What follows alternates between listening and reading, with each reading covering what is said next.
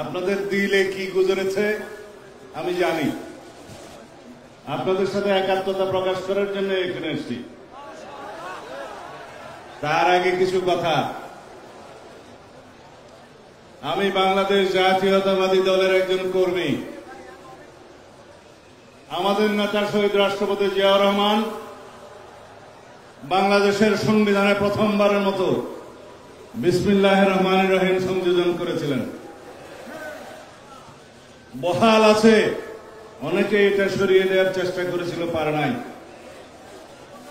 কিন্তু যেটা বহাল নাই, রাষ্ট্র পরিচালনার মূলনীতি হিসাবে আমরা যেটা সংযোজন করেছিলাম, শহীদ রাষ্ট্রপতি জিয়াউর রহমান মহান আল্লাহর উপর আস্থা এবং বিশ্বাস সংবিধানের প্রস্তাবনায় ছিল এবং রাষ্ট্র পরিচালনার মূলনীতিতে ছিল।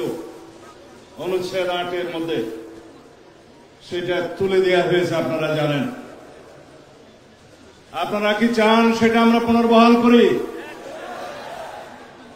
আওয়াজ তো কম। আপনারা চান সেটা পুনর্বহাল হোক? ইনশাআল্লাহ সেটা আমরা পুনর্বহাল করব। আমাদের এখানে বিদেশি মেহমানরা যারা বলেছেন আল্লামা ইকবালের শের বলে গিয়েছেন। আমি তো আমাম, আপনারা শুনেছেন কোরআনের বাণী, ওমা আরসালনাকা ইল্লা রাহমাতুল লিল আলামিন।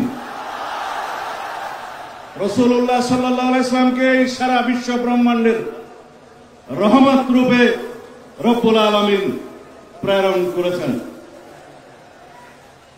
আমরা মুসলমান, আমরা লা ইলাহা ইল্লাল্লাহ মুহাম্মদুর রাসূলুল্লাহকে বিশ্বাস করি।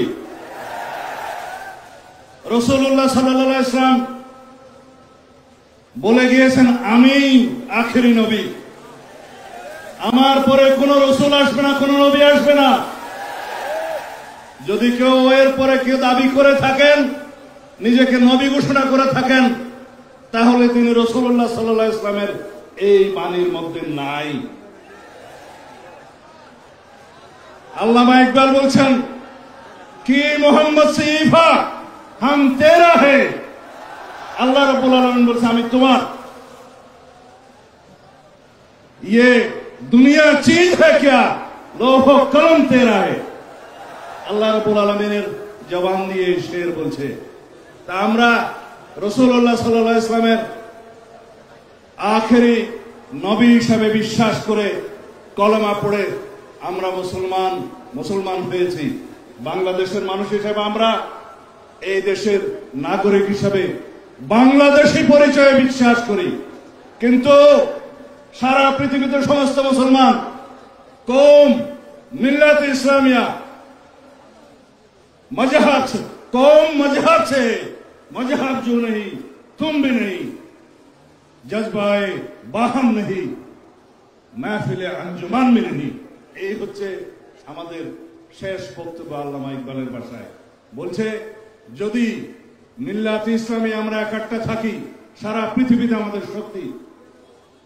আমরা এই কওম হিসাবে, মুসলমান হিসাবে পৃথিবীতে বিভক্তির কারণে আজকে প্যালেস্টাইন আমাদেরকে হত্যা করছে, গাজাতে নির্মম হত্যাযজ্ঞ চলছে, সারা পৃথিবীর বিভিন্ন জায়গায় আমাদের রোহিঙ্গা ভাইদেরকে হত্যাযজ্ঞে শিকার হতে হচ্ছে, শুধু আমাদের দুর্বলতার কারণে।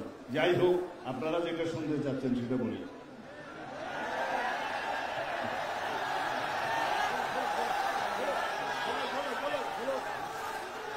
ইনশাআল্লাহ যদি বাংলাদেশের রাষ্ট্র ক্ষমতায় সরকার পরিচালনার দায়িত্ব আল্লাহ রাব্বুল আলামিন আমাদেরকে দেয়, এদেশের জনগণ যদি আমাদেরকে মহব্বত করে দায়িত্ব দেয়, যদি আপনারা সবাই সহযোগিতা করেন, মঞ্চে উপবিষ্ট যারা রাজনৈতিক নেতৃবৃন্দ, পীরে কামেল, হযরত উলামায়ে কেরাম, আমাদের দেশের বুজুর্গানে দিন যারা আমাদেরকে পরিচালিত করেন, সবাই যদি আপনারা সহযোগিতা করেন, একসাথে থাকেন, তাহলে আপনাদের এখানে আজকে যে সমস্ত দাবি দেওয়া আছে, আমরা সকল দাবি দেওয়া এই প্রস্তাবের পক্ষে ইনশাআল্লাহ। কানুনি ব্যবস্থা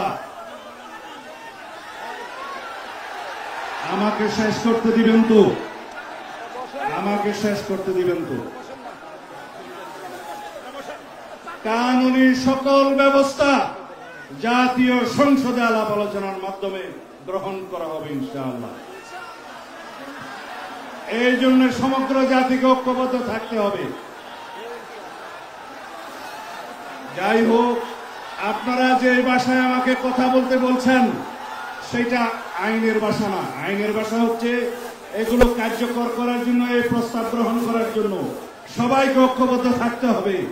জাতীয় সংসদে সবাইকে ঐক্যবদ্ধ থাকতে হবে এবং সারা বাংলাদেশের মুসলমানদের ঐক্যবদ্ধ থাকতে হবে। আমরা ইনশাআল্লাহ আপনাদের এই প্রস্তাব গ্রহণ করব। আমরা কানুনি ব্যবস্থার কথা বলতে চাই। আমি আগেই বলেছি, যারা রাসূলুল্লাহ সাল্লাল্লাহু আলাইহি ওয়াসাল্লামের পক্ষে নয় তারা মুসলমান হতে পারে না। খোদা হাফেজ।